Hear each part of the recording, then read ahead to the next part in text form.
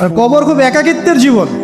আসলে মৌতের যে যন্ত্রণার কথা আমরা বলি না, এটা সবচেয়ে বড় বিষয়টা কি জানেন? এর শারীরিক কষ্ট তো আছেই, এই যে দুনিয়ার সবার থেকে বিচ্ছেদ, এটাই হচ্ছে যন্ত্রণা। সবার থেকে বিচ্ছেদ না, সবার থেকে বিচ্ছেদ হয়ে চলে যেতে হয়, এটা সবচেয়ে বড় যন্ত্রণা। মানুষ একা থাকতে চায় না। জেলখানায় যে মানুষকে বন্দি করে রাখে না, ওই একাকিত্বের কষ্টে মানুষ ভোগে। একা একা, আমি একা, কেউ নেই আমার সাথে, এটাই। এর উপর যদি আবার টর্চার করা হয়, রিমান্ড দেওয়া হয়, তাহলে কি অবস্থাটা হবে বোঝেন। এই হলো কবর, এই হলো কবর। একটা ঘটনা বলে শেষ করে দেই যে একজন ব্যক্তি মারা গেছেন, আর মুসা আলাইহিস সালামের সময় মানে বানু ইসরাইলের কোনো এক নবী, আমি ঠিক নাম বলতে পারবো না যে কোন নবী, কারণ নামটা হাদিসে আসে নাই, কোনো একজন নবী আল্লাহর কাছে দোয়া করছেন, আল্লাহ মৃত মানুষের সাথে আমার একটু কথোপকথন করায় দাও। আমি জাস্ট একটু কথাবার্তা বলতে চাই যে মৃত মানুষটা কেমন আছে বা তাদের অবস্থাটা কি, আমি জানতে চাই। তো আল্লাহ পাক সেই ব্যবস্থা করে দিলেন। তিনি একটা কবরের কাছে গিয়ে দাঁড়ালেন, একজন মৃত মানুষ উঠে আসলেন। এটা সায়েন্স বিশ্বাস নাও করতে পারে, আমাদের কোনো মাথা ব্যথা নাই, ঠিক আছে? তো এবার তিনি তাকে জিজ্ঞাসা করছেন যে তুমি কেমন আছো, তুমি কেমন আছো, এই মুর্দাকে জিজ্ঞাসা করছেন। তিনি বলছেন আজকে থেকে প্রায় 500 বছর আগে আমার মৃত্যু হয়েছে। এই ব্যক্তি বলছেন আজকে থেকে প্রায় 500 বছর আগে আমার মৃত্যু হয়েছে, এখন পর্যন্ত আমার গা থেকে, আমার আত্মা থেকে মৌতের যন্ত্রণা দূর হয় নাই। লা ইলাহা ইল্লাল্লাহ। তো এই হচ্ছে অবস্থা। আমরা ব্যক্তিগত চিন্তাটা আগে করি, নিজের ফিকির, নিজের কবরের ফিকির, নিজের এলেম, নিজের আমল, নিজের পরিবার, নিজের রিজিক। যাদের জন্য হারামে যাচ্ছেন, কেউ সাথে যাবেন, কেউ সাথে যাবে না, না আপনার গার্লফ্রেন্ড, না আপনার বউ বাচ্চা, কিচ্ছু না। এগুলো তো শুধু মায়ার বাঁধন, মায়ার বাঁধন না, মায়ার বাঁধন। যদি এগুলো নিয়ামত হয় আলহামদুলিল্লাহ, যদি এগুলো দুনিয়াতে আপনার ফিতনা সৃষ্টি করে, আপনি আসহাবুল কাহফ হয়ে যান। কথা বুঝতে পারছেন না? এরপরে যদি সামর্থ্য হয়, আল্লাহ পাক আপনাকে জ্ঞান দেন, আপনাকে পলিটিক্যাল পদ দেন, ইকোনমিক সেকশনে জ্ঞান দেন, ইত্যাদি ইত্যাদি, আপনাকে আল্লাহ যে সেকশনে রাখবেন সেখান থেকে দিনের খেদমত করবেন, পারবেন না ইনশাল্লাহ? ডক্টর হয়েছেন, রোগীদের ফিস কমায় দেন, ট্রিটমেন্ট ইজি করে দেন। হ্যাঁ, ডক্টর হন, একজন ভালো ডক্টর হন, কসাই হন। ইঞ্জিনিয়ার হন, একজন সৎ ইঞ্জিনিয়ার হন, চোর হন। আপনি যেখানে থাকবেন সেখান থেকেই আপনি খেদমত করতে পারবেন। সবাইকে আলেম হতে হবে জরুরি না, সবাইকে দায়ী হতে হবে জরুরি না, এবং সবাই এটা হতেও পারবে না। এভাবে জাতি গঠন হয় না। আগে বলছি, বিভিন্ন সেকশনে মানুষ আমাদের লাগবে, এবং প্রত্যেকটা সেকশনেই তাওহীদপন্থী ইমানদার মানুষ লাগবে। ইবলিস যখন আদম আলাইহিস সালাম এবং হাওয়া আলাইহিস সালাম তাদেরকে যখন জান্নাত থেকে বের করিয়ে দেয়, প্রলোভন দিয়েছিল, মিথ্যা প্রলোভন, যে হাল আদুল্লুকুম, হে আদম এবং হাওয়া, আমি কি তোমাদেরকে জানিয়ে দিব, আলা শাজারাতিল খুলদি ওয়া মুলকিন লা ইয়াবলা, হে আদম এবং হাওয়া, আমি কি তোমাদেরকে জানিয়ে দিব এমন একটা গাছের ব্যাপারে, যেই গাছের ফল খেলে পরে তোমরা চিরস্থায়ী হয়ে যাবে এবং কোনোদিন মরবে না। এই যে চিরস্থায়িত্বের টোপ আর অমরত্বের টোপ, এই দুইটা টোপ দিয়ে আমাদের পিতামাতাকে ইবলিস জান্নাত থেকে বের করে দিয়েছে। এখন পৃথিবীতে যত মানুষ পথভ্রষ্ট হচ্ছি আমরা, আমাদের এই দুইটা খাসলতের কারণে। আমরা অমরত্ব আশা করছি, আমাদের চলাফেরা দেখলে মনে হয় আমরা মরবো না, পরকালীন কনসেপ্ট বাদ। একটা হচ্ছে চিরস্থায়িত্বের টোপ, ক্ষমতা, এই যে ক্ষমতার দাপট, এই দুটো আমাদেরকে কিন্তু পথভ্রষ্ট করছে। ঠিক একই অস্ত্র ছিল ইবলিসের। সূরা আরাফ পড়ে দেখেন, আমি কোনো কিছু বানিয়ে বলছি না। তখন আল্লাহ পাক বললেন যে ইয়া বানি আদম, হে বনু আদম, আদমের সন্তান যারা আছো, আমাদেরকে আল্লাহ পাক বলছে তোমরা শোনো, লা ইয়াফতিনান্নাকুমুশ শাইতান, শয়তান যেন তোমাদেরকে ফিতনায় না ফেলতে পারে। কামা আখরাজা আবাওয়াইকুম মিনাল জান্নাহ, ঠিক যেমন করে তোমাদের পিতামাতাকে শয়তান জান্নাত থেকে বের করে দিয়েছে। যেহেতু আমাদের পিতা আর মাতাকে শয়তান জান্নাত থেকে বের করে দিয়েছে, আল্লাহ পাক এই আদমের সন্তানদেরকে বলছেন তোমরা সতর্ক থেকো, তোমাদেরকে যেন শয়তান জান্নাত থেকে যেভাবে বের করেছিল তোমার পিতামাতাকে, এমন করতে না পারে। আর কি করতে না পারে? ইয়ানজিউ আনহুমা লিবাসাহুমা লিউরিয়াহুমা মিন সাওয়াতিহিমা, পড়ে দেখেন সূরা আরাফ। আল্লাহ বলছেন মনে রেখো আদমের সন্তানরা, ইবলিস কিন্তু শুধু তোমার পিতামাতাকে জান্নাত থেকে বের করেই দেয় নাই, বরং গাছের কাছে নিয়ে গিয়েছিল, ফল খাওয়ার সাথে সাথেই তাদের গায়ের পোশাক খুলে পড়ে গিয়েছে।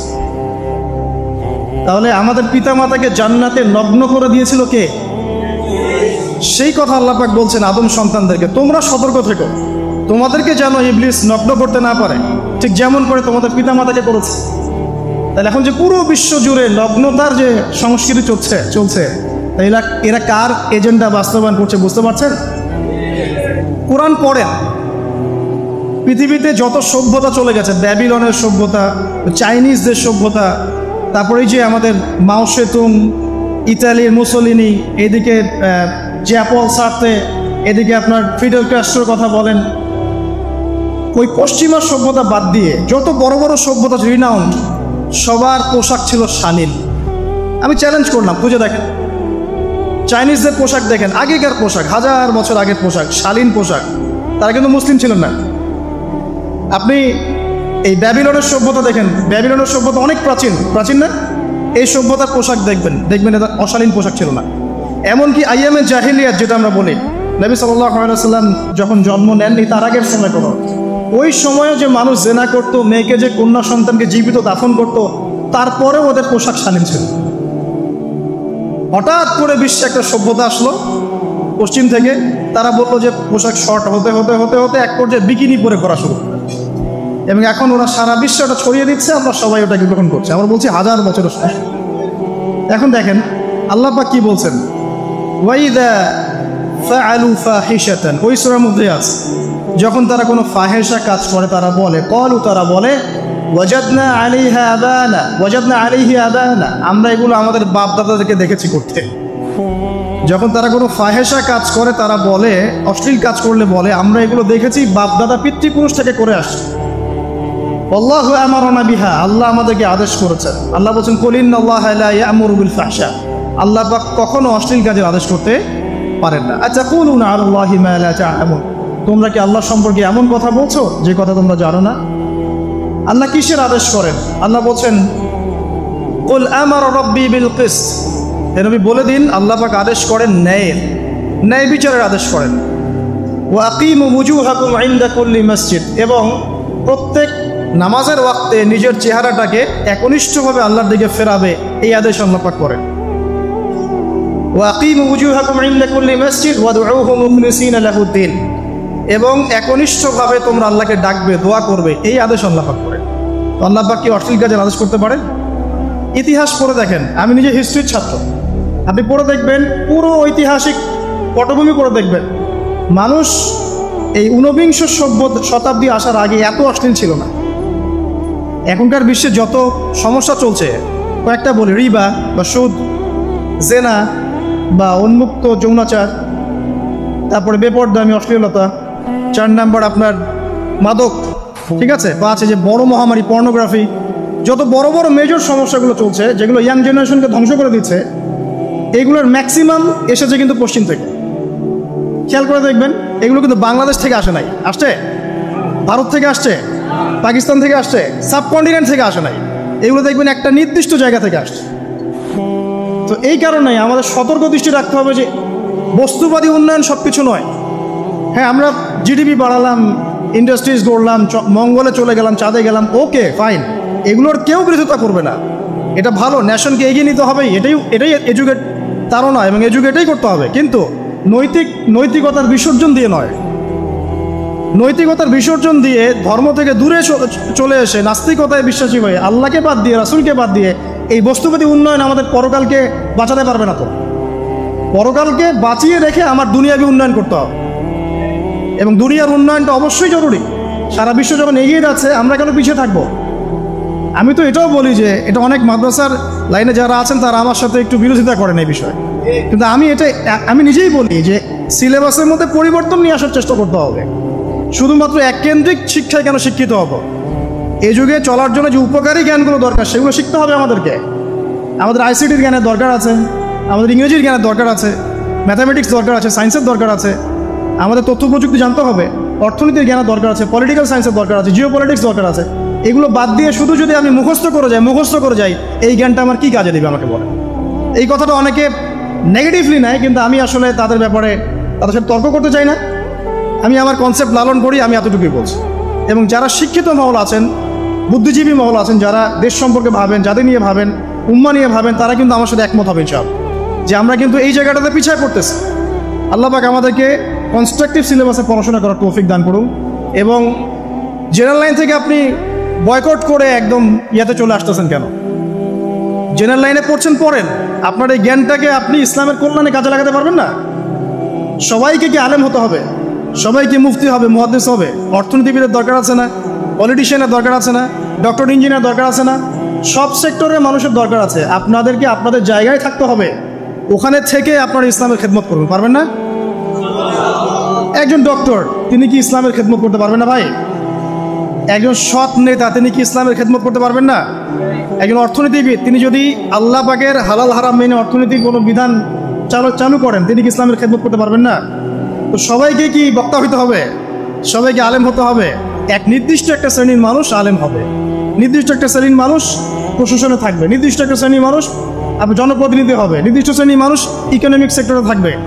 এইভাবে আমরা একটা জাতি গঠন করব, এবং সবাই হবে উভয় দিকে শিক্ষিত। একজন আর্মি অফিসার, তার উচিত হবে ইমামতি করার যোগ্যতা অর্জন করা। একজন ডক্টর, তার উচিত হবে ইমামতি করার যোগ্যতা অর্জন করা। আবার একজন যিনি আলেম, তারও উচিত হবে এমন পড়াশোনা করা যে পড়াশোনা দিয়ে তিনি কোরআন সুন্নাহকে হাতে রেখে ওয়ার্ল্ড অ্যাফেয়ার্সকে ডিল করতে পারেন। তো এই বিষয়গুলো আমাদের একটা গ্যাপ চলে আসছে দীর্ঘদিন থেকে। আল্লাহ পাক আমাদেরকে বোঝার তৌফিক দান করুন। আর অ্যাটলিস্ট আমরা যদি নাই পারি, আমাদের দ্বারা যদি কিছু নাই হয়, অ্যাটলিস্ট আমাদের সন্তান সন্ততি যারা আসবে ভবিষ্যতে, আল্লাহ পাক তাদেরকে যেন ইসলামের জন্য কবুল করে নেয়, আমিন। আর ইসলামের জন্য কবুল করলে কারো কোনো ক্ষতি নাই। ইসলামের আন্ডারে প্রত্যেক অমুসলিমের সর্বোচ্চ অধিকার রক্ষা করা হয়, অন্য কোনো জায়গায় করা হয় না। এবং প্রত্যেকটা ধর্মগ্রন্থের মূল কথাগুলো দেখবেন একই রকম। এক আল্লাহর কথা বলছেন, একজন শেষ নবীর কথা বলছেন, সত্য কথা বলার কথা বলছেন, ন্যায়ের পথে চলার কথা বলছেন। প্রত্যেকটা ধর্মগ্রন্থ পড়ে দেখেন, এই যে ওল্ড টেস্টামেন্ট বলেন, নিউ টেস্টামেন্ট বলেন, বেদ বলেন, আপনি বাইবেল বলেন, পড়েন, একটু পড়েন, তুলনামূলক ধর্মতত্ত্বের বইগুলো পড়েন, দেখবেন অনেক মিল আছে। তো সবাই যদি যার যার ধর্ম পালন করেন, কোনো সমস্যা আছে? সবাই যদি যার যার ধর্মের নৈতিক বিষয়গুলো মেনে চলে, কোনো সমস্যা আছে? এই সহজ সরল কথাগুলো আমরা জনগণকে বোঝাতে ব্যর্থ হচ্ছি। এই সুযোগ নিয়ে এক শ্রেণীর মানুষ এক দলকে আরেক দলের বিরুদ্ধে লাগিয়ে দিচ্ছে, স্বার্থ খুঁজে, নিজের স্বার্থে, দুনিয়ার স্বার্থে। এবং ওই যে বললাম একটা সভ্যতার কথা, ওদের স্বার্থে শান্তিপূর্ণ একটা জনসমষ্টির মাঝে ফাসাদ লাগিয়ে দিচ্ছে উদ্দেশ্যপ্রণীতভাবে কিছু মানুষ। এদেরকে চিনতে শিখুন, এদেরকে বয়কট করতে শিখুন। আল্লাহ পাক তৌফিক, বোঝার তৌফিক দান করুন। যাক, আমি আর ওদিকে যাচ্ছি না। দেখুন, নবী মুসা আলাইহিস সালামের সময় হিস্ট্রি এভাবে রিপিট হয়েছে।